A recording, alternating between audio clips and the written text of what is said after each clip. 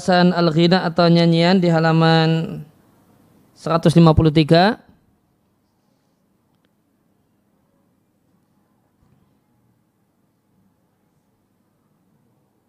Ada satu kosakata yang kemarin saya lewati di halaman 153 baris 2 dari atas.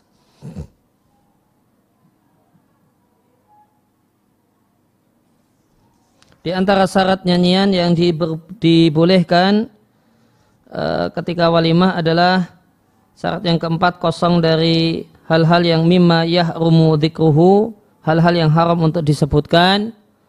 Ya, contohnya adalah at-tashabbubu bihi.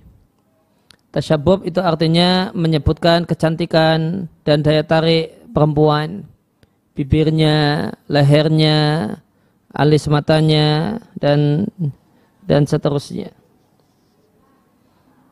Kemudian berkenaan dengan al-ghina al-muharram masih di halaman 153 di bagian bawah tentang nyanyian yang haram. Kemarin kami sampaikan bahasanya kata-kata al-ghina itu sendiri dalam bahasa para ulama itu mengandung 3 kemungkinan makna. Yang pertama adalah nyanyian plus alat musik. Kemudian yang kedua adalah al-kalam at-tarannum fil kalam, suara yang bernada, suara yang berdendang. Kemudian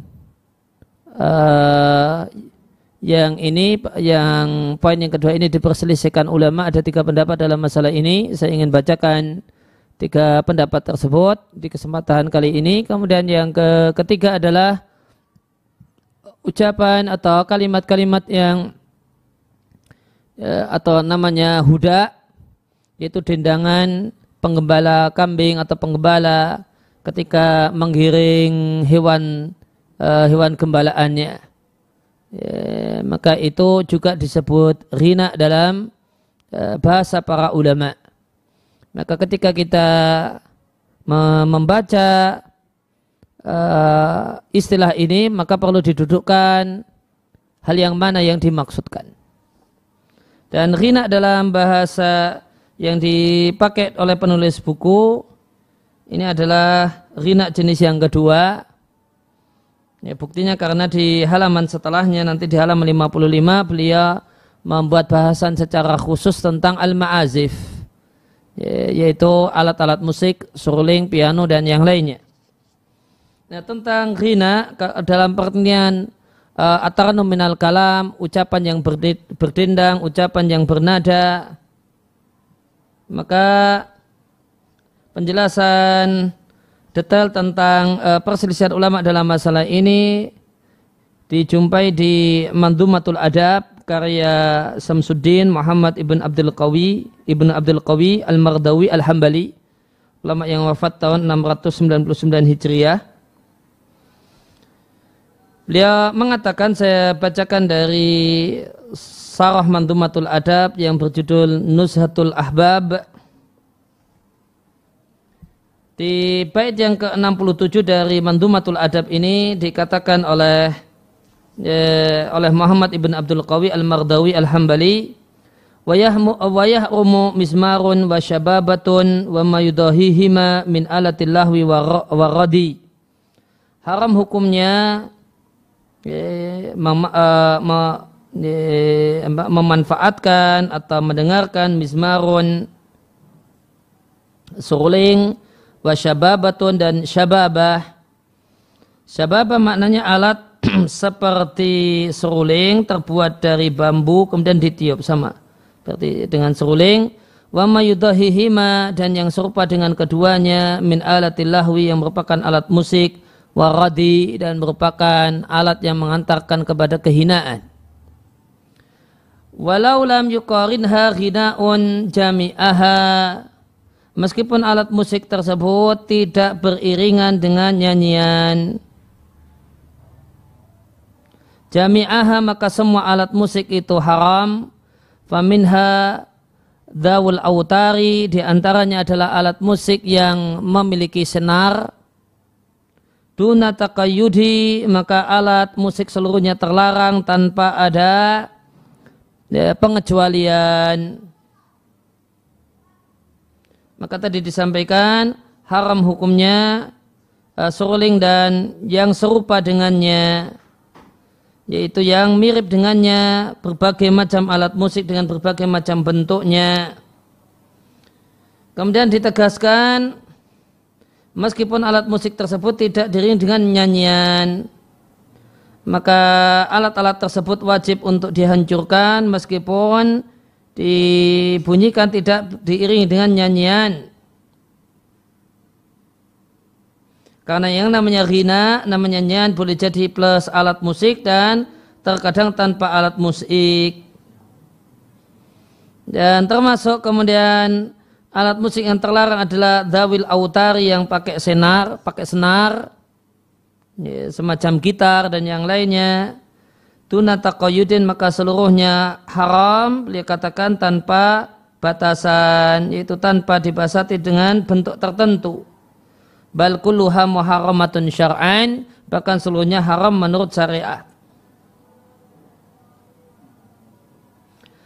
Kemudian itu tentang alat musik. Ya, kemudian di bait 69 disampaikan wa hadrul ghina'i al-aktsaruna qadau bihi wa an abawai bakrin imamin wa muqtadi ibahatuhu lakurhuhu wa abahahul imamu Abu Ya'la ma'al kurhi fanshudi.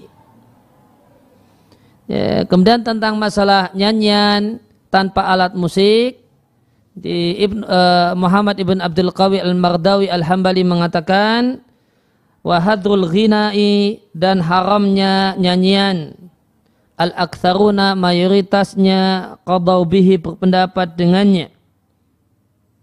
Sedangkan dari dua orang bernama Abu Bakar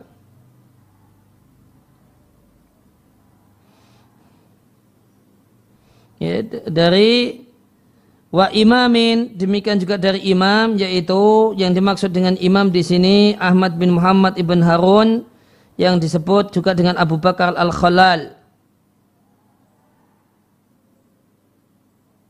Wa muqtadi, dan Abu Bakar yang mengikuti, yaitu Abu Bakar yang terkenal dengan sebutan Ghulamul Khalal.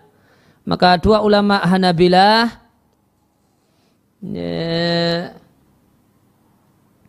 yaitu Al-Khalal yang disebut dengan imam, semuanya bernama Abu Bakar. Yang satu disebut dengan imam yaitu Al-Khalal, Abu Bakar Al-Khalal.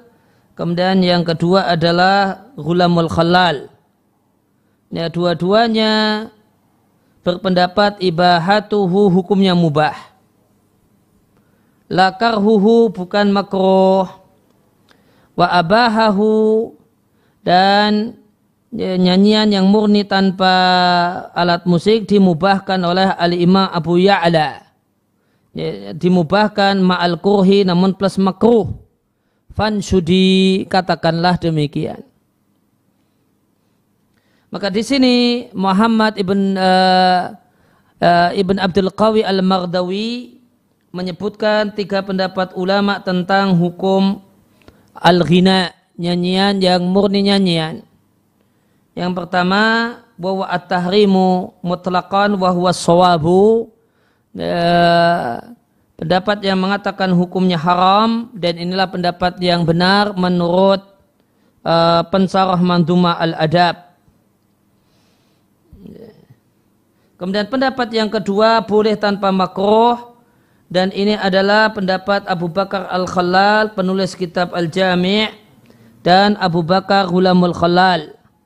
Keduanya berpendapat, dua ulama Hanabilah ini berpendapat kalau hukumnya mubah tanpa makruh. Kalau yang mengatakan hukumnya haram tadi disampaikan adalah mayoritas, mungkin mayoritas Hanabilah. Kemudian pendapat yang ketiga adalah madzhab ilai Abu Ya'la, adalah pendapat Abu Ya'la, Al-Qadhi Abu Ya'la yang disebut dengan Syekhul Madhab. Beliau berpendapat nyanyian yang murni, nyanyian tanpa alat musik, hukumnya makruh tanzih. Dan ini semua tiga pendapat ulama tentang al-ghina al-mujarrad, nyanyian yang bentuknya sekedar ataran nominal kalam, berdendang, kalimat bernada, boleh jadi untuk meninabubukan bayi atau sambil gendong-gendong bayi atau yang lainnya.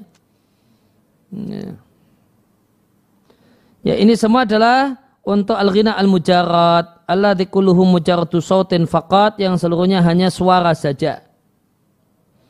Adapun jika nyanyian tersebut diiringi dengan alat musik atau muatannya adalah muatan hal yang memalukan, hal yang kalimat-kalimat yang buruk, fala syakka anna hadza muharramun 'indal jami', ya, maka hukumnya haram menurut semua ulama. Ya, jika plus alat musik atau hanya semata nyanyian namun kontennya konten yang jelek.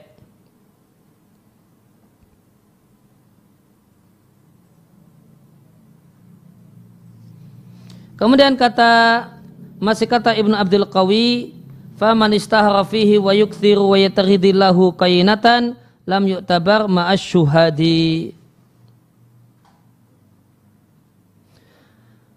Ya, adapun orang yang populer dengan bernyanyi, wa yukthir, dan sering bernyanyi, dan bahkan dia memiliki kainatan budak perempuan penyanyi untuk mendengarkan nyanyian, untuk menikmati nyanyiannya, lam yu'tabar, maka orang ini tidak teranggap ma'asyuhadi, bersama para saksi.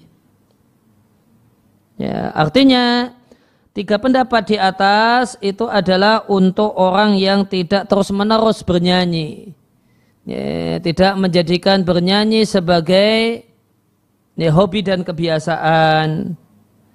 Amma man dawama alaihi, adapun orang yang merutinkannya, membiasakannya, menjadikan nyanyian itu sebagai menu kesehariannya, sampai malah jadi profesinya,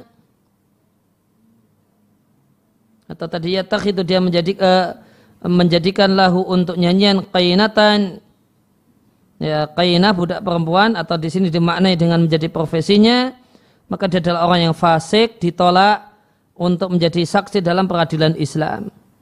Demikian juga orang yang memiliki qainah, yaitu budak perempuan yang menyanyi karena dia ingin menikmati suara nyanyian si budak perempuan ini, penggemar nyanyian, meskipun nyanyiannya adalah nyanyian tanpa alat musik, maka dinilai orang yang fasik, yang tidak layak untuk jadi saksi dalam peradilan.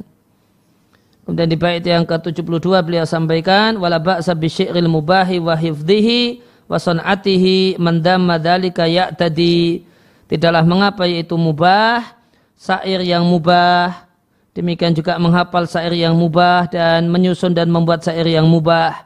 Siapa yang mencela syair, ya'tadi, maka dia orang yang melampaui batas. Maka nyanyian itu berbeda dengan syair yang kurang lebih di tempat kita mirip-mirip dengan puisi. Ya, maka berbeda nyanyian dengan puisi. Kalau puisi hukumnya mubah, asalkan kontennya konten yang mubah. Maka tidaklah mengapa dengan syair-syair yang bermanfaat dan memberikan manfaat, yang memuat sejumlah kalimat-kalimat hikmah dan pesan-pesan yang baik. Dan maka syair itu boleh manakala syair yang mubah. Syair itu dinilai mubah manakala kosong dari mengejek sesama muslim, atau mendeskripsikan khamar, atau menyebut-nyebut dan mendeskripsikan perempuan. Dan beliau katakan bahwa man dzamma dzalika, siapa yang mencela syair yang mubah, kurang lebih puisi atau semisal puisi, ya tadi, maka dia adalah orang yang melampaui batas.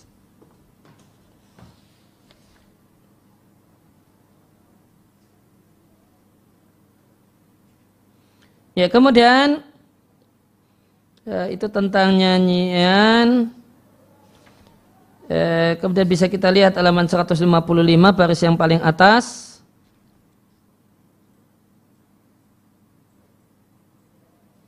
Disampaikan oleh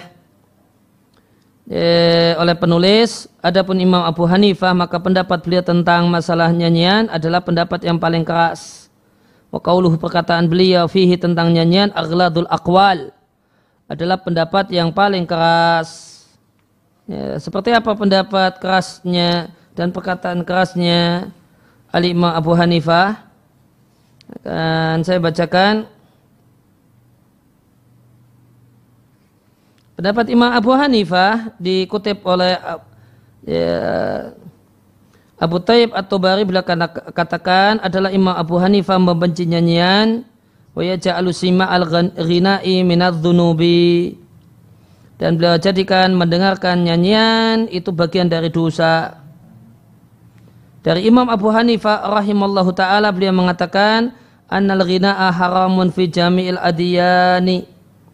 Beliau katakan bahasanya nyanyian itu haram dalam semua agama.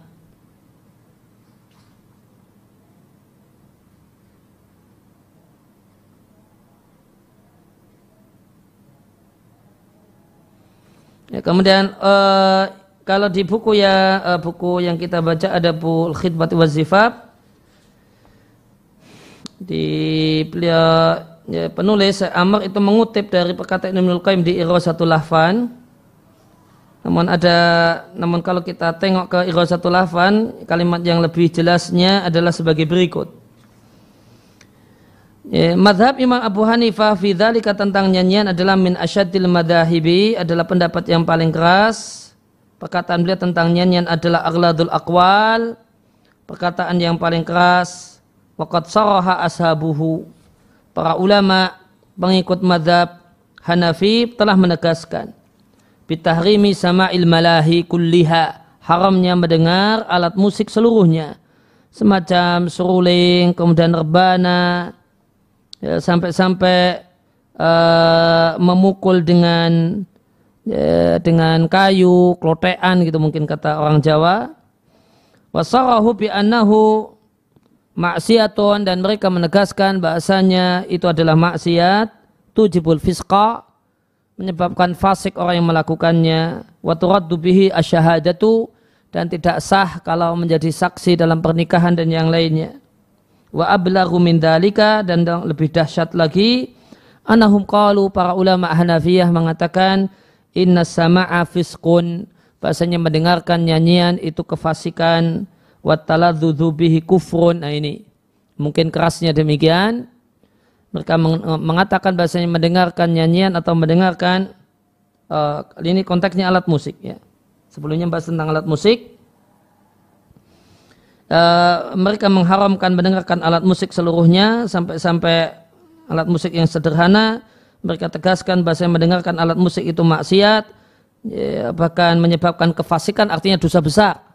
Dalam mazhab Imam Abu Hanifah, mendengarkan alat musik itu kefasikan alias dosa besar. Bukan dosa kecil namun dosa besar, dan tidak diterima persaksiannya. Tidak terima seandainya dijadikan saksi.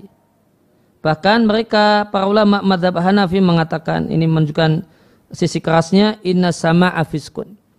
Mendengarkan alat musik itu kefasikan, yaitu dosa besar. Wa taladzudzu bihi kufrun, dan menikmatinya itu kekafiran. Oke, ini tentu bahasa yang sangat keras, dan tentu kekafiran di sini bukanlah kekafiran yang membatalkan iman. Hadza lafdhuhum, demikian teks perkataan mereka para ulama mazhab Hanafi, sehingga disebut oleh Ibnul Qayyim dengan sebutan mazhab Abu Hanifah adalah mazhab yang paling keras dalam masalah nyanyian dan alat musik. Itu tambahan yang ingin saya bacakan. Selanjutnya kita lanjutkan membaca Adabul Khidbati wa Zifaf fi Sunnah al-Mutahharah. Qala al-musannif hafizallahu ta'ala wa wafaqahu, hurmatul ma'azifi, haramnya alat musik. Maka asyaddu, lebih jelek, minhu, dari nyanyian, adalah menggunakan alatut torbi, alat musik, wa alatul azfi, sama alat musik, wa alatul musiqa, sama yaitu alat musik. Maka jika udhifa ilaiha, jika digabungkan, ditambahkan pada alat musik ini al-ghina'u al-majin, nyanyian yang tidak punya rasa malu, menyebutkan nyanyian yang seronok gitu bahasa kita,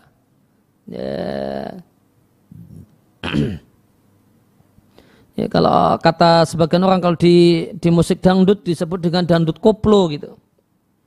Kanat asyadda fil hurmati, maka keharamannya lebih keras lagi dan dosanya lebih besar lagi.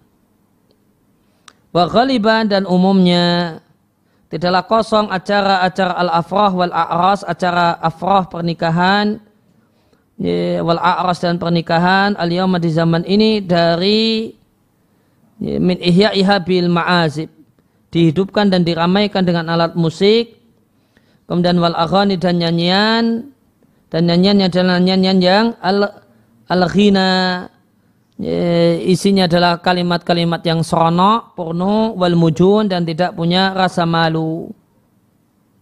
Nah, kalau plus nyanyian-nyanyian semacam ini, maka tidak ada perselisihan tentang keharamannya. Maka kalau nyanyian yang bebas dari konten yang bermasalah diperselisihkan. Kemudian alat musik, nyanyiannya kemudian pakai alat musik, namun ada nyanyiannya itu kontennya tidak bermasalah, maka banyak ulama mengklaim ijma' kalau hukumnya haram, namun ada segelintir ulama yang membolehkannya. Nah, itu kalau alat musik nyanyian bebas dari konten yang haram, maka ada segelintir ulama yang membolehkannya. Terutama ulama belakangan, ulama kontemporer. Nah, kalau alat musik ini dicampur dengan nyanyian yang kontennya haram, menyebutkan perempuan, kemudian porno, atau diiringi dengan goyang pantat dan yang lainnya, maka tidak ada perselisihan sama sekali di antara para ulama seluruhnya tentang keharamannya. Bahkan beliau katakan, wa hadza kulluhu, ini semua haram dengan sangat haram. Tidak akan ada yang melakukannya kecuali ma la khalaqa lahu fid dunya wal akhirah. Tidak ada bagian darinya dari kebahagiaan hati di dunia dan di akhirat. Dan wal ulama mujmi'una ala tahrimi dzalik, dan para ulama sepakat haramnya alat musik. Jadi keharaman alat musik tadi saya sampaikan, banyak ulama yang menukil ijma', sepakat ulama keharamannya. Nah, di antara yang menerima nukilan ijma' dalam hal ini adalah penulis buku yang sedang kita bahas, yang sedang kita baca. Ya, ada pendapat yang membolehkannya segelintir, dan itu segelintir dari ulama terdahulu semacam Ibnu Hazm, dan segelintir dan sejumlah atau sedikit dari ulama kontemporer. Nah, di sini penulis Sa'amr termasuk yang menerima nukilan ijma' dalam masalah ini. Maka beliau menegaskan bahwa ulama sepakat tentang haramnya menikmati alat musik, sebagaimana terdapat tentang masalah ini terdapat nukilan atau riwayat yang sahih. Dan di antara yang menegaskan ijma' haramnya alat musik adalah salah satu ulama besar Syafi'iyah, yaitu Abu Amr ibn Salah Asy-Syafi'i rahimallahu ta'ala, terkenal di dunia ilmu hadis. Beliau mengatakan yu'lam, tidaklah diketahui bahasanya rebana dan juga syababah. Tadi telah kita baca syababah itu artinya suruling dari bambu. Wal ghina, dan nyanyian, idza istama'at, jika terkumpul, ada nyanyian, ada suruling, ada rebana. Jika terkumpul berarti ini alat musik plus nyanyian. Fastima'u dzalika haramun, maka mendengarkannya hukumnya haram. Bedakan antara mendengarkan dengan mendengar ya lewat tanpa punya maksud untuk menikmatinya. Kalau mendengarkan ya duduk menyimak ini. Maka mendengarkannya hukumnya haram menurut para imam dari berbagai madhab, dan selain para imam-imam madhab dari kalangan para ulama kaum muslimin. Dia mengatakan walam yathbut an ahadin, tidaklah valid dari satupun ulama mimman yu'taddu biqaulihi, yang ucapannya teranggap dalam ijma' ya, dan perselisihan, annahu abaha hadza sama'a, yang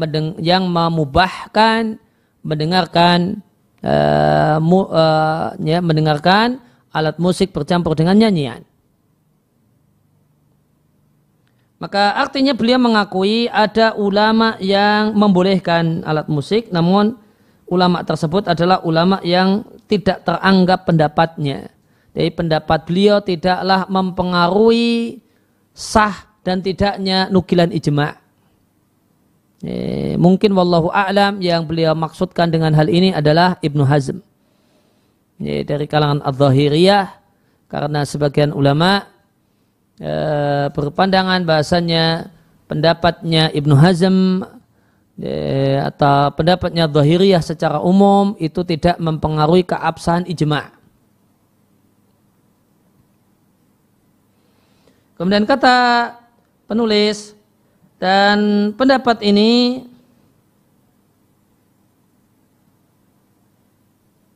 adalah pendapat yang didukung berbagai macam teks syariat yang sebagian telah disebutkan, wa nadhkur minha huna, dan di poin ini kami akan sebutkan sebagian darinya yang memungkinkan.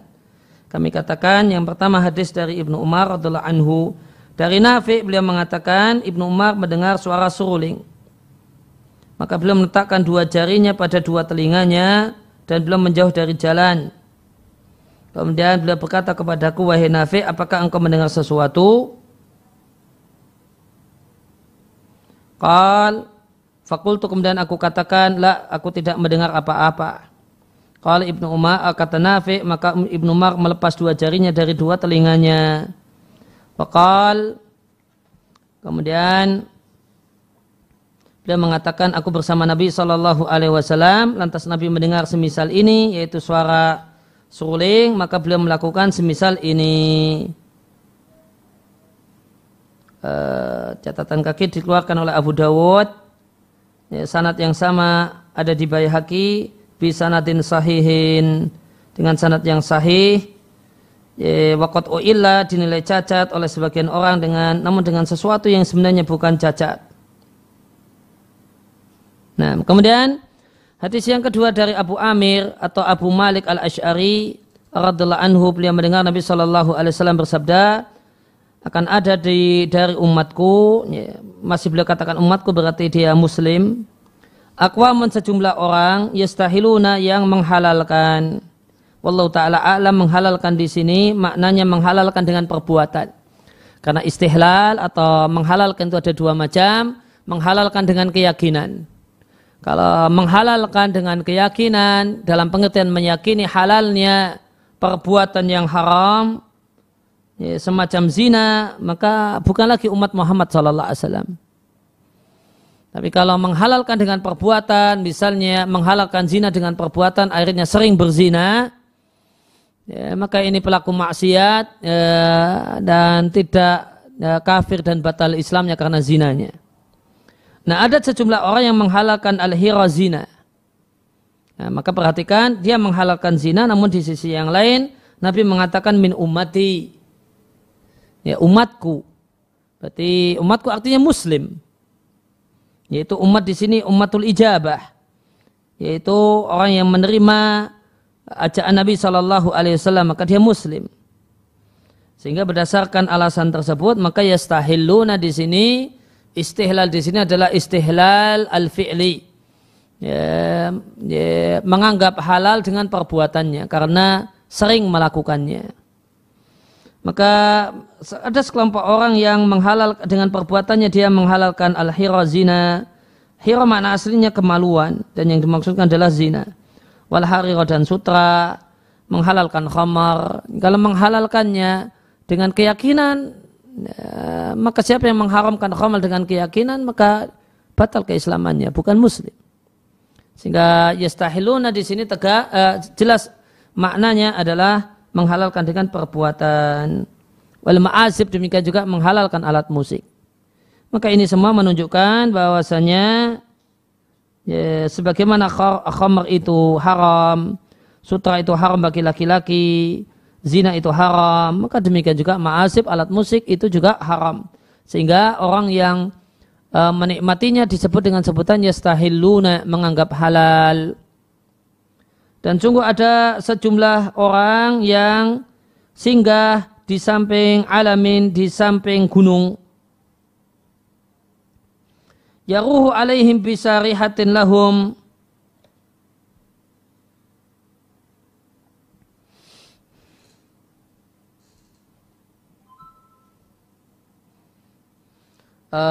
Lewati dulu. Yaruhu alaihim bisarihatin lahum.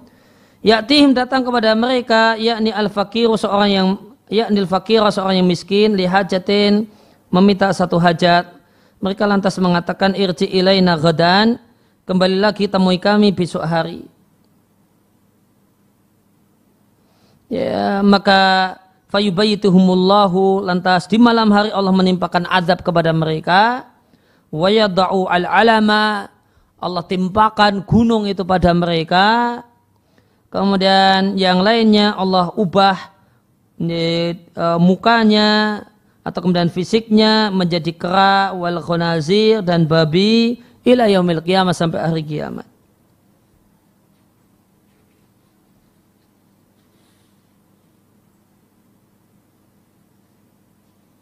Catatan kaki, hadis ini dikeluarkan oleh Bukhari ta'liqan dengan ada sanad yang terputus dari gurunya Hisham ibn Ammar. Hisham bin Ammar mengatakan hadatsana Sadaqah ibn Amir, qala hadatsana Abdurrahman ibn Yazid ibn Jabir, qala hadatsana Atiyah ibn Qais al-Kulabi, qala hadatsana Abdurrahman ibn Ghanam al-Ash'ari, qala hadatsani Abu Amir atau Abu Malik al-Ash'ari bihi, dengan redaksi di atas. Ya, maka dinilai ada yang putus antara Abu Bukhari dengan Hisham ibn Ammar. Wa wasalau an Hisham ghairu wahidin, namun sejumlah ulama menyebutkan sanadnya secara bersambung sampai ke Hisham. Hadza ala anna ta'liq al-Bukhari lil hadis an shaykhihi la yu'addu inqita'an. Ya, demikian ada yang menyebutkan sanadnya secara bersambung, dan perlu diketahui bahasanya ketika Bukhari itu menyampaikan hadisnya secara ta'liq, ada yang terputus, namun dari gurunya ini tidak ternilai terputus. Sebagaimana anggapan Ibnu Hazm yang diikuti oleh minal mu'asirin, sebagian orang-orang kontemporer. Dan hadis ini yang dikeluarkan dengan sanad yang utuh, tanpa terputus oleh Abu Dawud dari jalur Bishr ibn Bakar, dari Abdurrahman bin Yazid bihi, dengan redaksi di atas. Ya, maka saya bacakan agak lengkap karena ada sebagian orang yang menilai dhaif hadis ini, dan tadi telah diberikan uraian singkat tentang sanggahannya. Kemudian kembali ke atas, dalil yang ketiga, athar dari Ibnu Umar radhiallahu anhu, dari Nafi' dari Ibnu Umar, dari Nafi' sunnah Ibnu Umar mar alaihi qaumun, melewati Ibnu Umar sekelompok orang, muhrimuna, yang mereka dalam kondisi ihram. Wa fihim rajulun yataghanna, dan di antara rombongan orang-orang yang ihram ini, mungkin umrah atau haji, ada yang bernyanyi. Faqal, maka Ibnu Umar mengatakan, ala la sam'allahu lakum, ingatlah bahasanya Allah tidak mendengarkan kalian. Ala la sam'allahu lakum, Allah tidak mendengarkan kalian. Kalian berihram, kalian baca talbiyah dan yang lainnya, Allah tidak dengarkan. Demikian dikeluarkan oleh Ibnu Abi Dunya di kitabnya Damul Malahi dengan sanad yang sahih.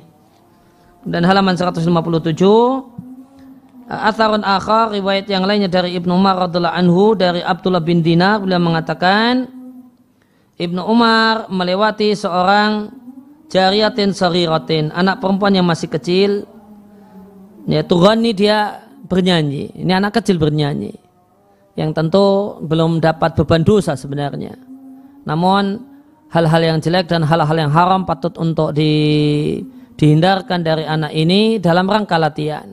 Bukan dalam rangka karena itu bernilai dosa, namun dalam rangka supaya dia tidak terbiasa dengan hal yang haram. Faqal, maka Ibnu Umar mengatakan, lau taraka syaitanu ahadan taraka hadihi, seandainya setan itu meninggalkan seseorang dan tidak menggodanya, tentu setan akan tinggalkan anak kecil perempuan ini. Dikeluarkan oleh Bukhari di Adabul Mufrad dengan sanad yang sahih. Maka ini menunjukkan bahasanya anak kecil juga dapat godaan setan. Meskipun dia tidak berdosa dengan perbuatannya, namun bukan berarti bebas dari godaan setan. Kata Ibnu Umar, seandainya ada orang yang bebas dari godaan setan, niscaya anak perempuan kecil ini yang masih mungil, imut-imut ini tidak mendapatkan godaan setan. Namun dia mendapatkan godaan setan dalam bentuk bernyanyi. Maka bila menilai bahasanya bernyanyi itu bagian dari godaan setan. Nah, ya, maka ada label berkenaan dengan setan untuk orang yang bernyanyi. Padahal dia tidaklah berdosa dengan perbuatannya karena belum balik. Namun oleh Ibnu Umar tetap dikasih label dia dapat godaan setan. Ini menunjukkan sangat tercelanya hal ini. Demikian wasallallahu ala nabiyina Muhammadin wa ala alihi wasallam wa da'wana alhamdulillahi rabbil alamin. Kita akhiri dengan kafaratul majlis. Subhanakallahumma wa bihamdika asyhadu an la ilaha illa anta astaghfiruka wa atubu ilaik.